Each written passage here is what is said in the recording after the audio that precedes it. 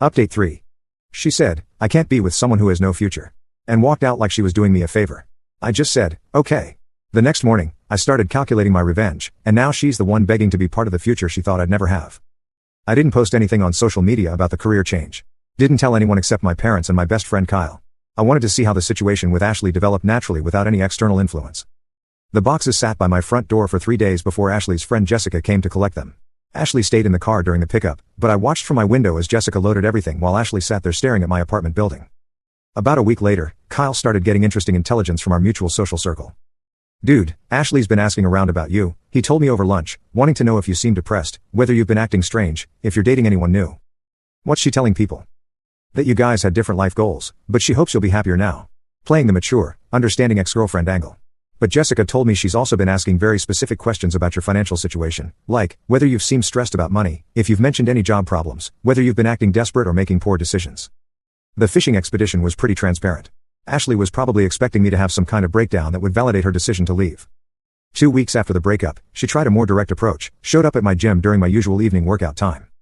"Hey, stranger," she said, all sweet and casual, like we just ran into each other by accident. "Ashley, you look good.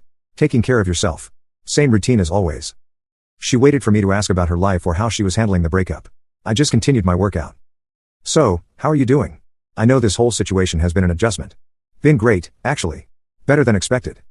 That clearly wasn't the response she was anticipating. She probably thought I'd be devastated and eager to discuss getting back together. "Really? Because, you know, breakups are hard, even when they're the right decision. It's normal to go through some rough patches." "Nope. Things have been really positive lately." "That's wonderful. I'm glad you're staying optimistic. Some people really struggle after major life changes and start making impulsive choices." I finished my set and headed toward the exit. She followed me. "Ryan, wait. Look, I've been thinking about us lately. Maybe we ended things too abruptly. We did have some really good times together."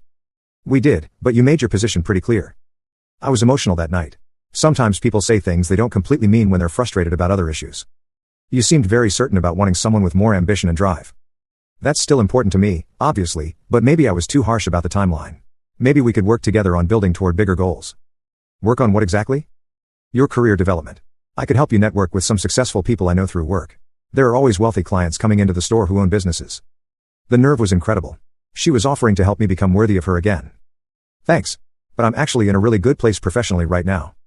"Come on, don't be proud. Let's grab dinner somewhere and talk about possibilities." "I'm seeing someone else now." It was a complete lie, but I wanted to see her reaction. Her expression went from flirty to shocked to angry in about 3 seconds. "It's been 2 weeks. Like you said, I needed to work on being more ambitious about going after what I want." I left her standing there in the parking lot and drove home. She didn't attempt to contact me again for several months after that encounter. 6 months later, my entire life had transformed. The mega retail contract had exceeded every expectation. They were so impressed with the results that they'd already started discussing the Southeast expansion we talked about. My monthly revenue had grown from $2,800 to over $22,000. And I was projected to hit $280,000 for my first full year of independent consulting. I'd hired 2 part-time contractors to help manage the workload and was actively pursuing 3 other major clients. Bought myself a BMW X5, not because I needed to show off, but because I'd always wanted one and could finally afford it without thinking twice about the payment. Moved into a much larger apartment in a nicer part of town. Started traveling regularly for client meetings and business development. My life had become exactly what I'd been working toward for years. I was also dating someone new, Emma, a physical therapist I'd met through a client referral. She was smart, financially independent, and actually seemed interested in understanding my business instead of just judging its profitability. Meanwhile, Ashley's situation was apparently becoming more complicated. Kyle kept me updated because he found the whole drama entertaining. Ashley had started dating some guy named Chad, who worked in sales for a solar panel company, drove a flashy Mustang, and talked constantly about his commission potential. But according to the intelligence network, Chad was all image and no substance. The Mustang was leased with ridiculous terms, he lived with 2 roommates despite being 30 years old, and he was apparently obsessed with cryptocurrency trading and get-rich-quick schemes. Ashley's Instagram posts became less frequent and more forced-looking. The expensive restaurant photos and shopping trips gradually disappeared. Kyle heard through Jessica that Ashley had been asking for extra shifts at the jewelry store and complaining about her commissions being down. Then things took a dramatic turn. Ashley's sister called me out of nowhere in December. "Ryan, this is Lisa, Ashley's sister. I know this is strange, but I need to ask you something." "Okay, what's up?" "Has Ashley been in contact with you recently?" "No, not since she ambushed me at the gym months ago." "Why?" "She's been telling family members that you two have been talking regularly, that you've been trying to reconcile." I almost started laughing. "That's definitely not happening." "I figured as much. Look, I don't know if you're aware, but she's been having some serious financial problems. The guy she's dating got them both involved in some cryptocurrency investments that went very badly. Sorry to hear that, but it's really not my concern anymore. I understand completely, but she's been asking relatives for money and claiming that you've been helping her with expenses. I wanted to verify that wasn't true before confronting her about the lies. Lisa, I haven't spoken to Ashley since she tried to corner me at the gym. If she's getting financial help from anywhere, it's definitely not from me. That's what I suspected. Thanks for being honest with me. After Lisa hung up, I had a pretty clear picture of where this was heading. Ashley was getting desperate and running out of options. 3 weeks later, Ashley called me directly. I almost sent it to voicemail, but decided I was curious enough to answer. Ryan, oh my goodness, thank you for picking up. I wasn't sure you would. What do you need, Ashley? This is really difficult for me to admit, but I'm in a terrible situation and I didn't know who else I could trust to call. And you thought of me because you're a decent person. And because this is embarrassing to say. I heard through people that you're doing really well with your business now. Interesting.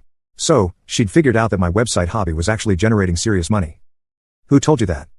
Jessica mentioned seeing your new car, and I noticed on social media that you've been traveling for work a lot. I connected the dots that your consulting thing must be going better than I realized. I'd posted exactly 4 photos in the past 6 months, one from a client meeting in Houston, one from a weekend trip to Colorado with Emma, one of my new office setup, and one from a business conference in Austin. Hardly showing off, but apparently enough for Ashley to understand she'd made a massive miscalculation. Okay, so what's the emergency? Chad and I got involved in some investments that turned out to be basically scams. Cryptocurrency stuff that we thought was legitimate. We lost a lot of money, and now I'm behind on rent and credit card payments. I'm actually facing eviction next month. That sounds really stressful. Ryan, I know I have absolutely no right to ask this, but would you consider helping me out financially? Just as a loan, I'll pay back every penny once I get stable again.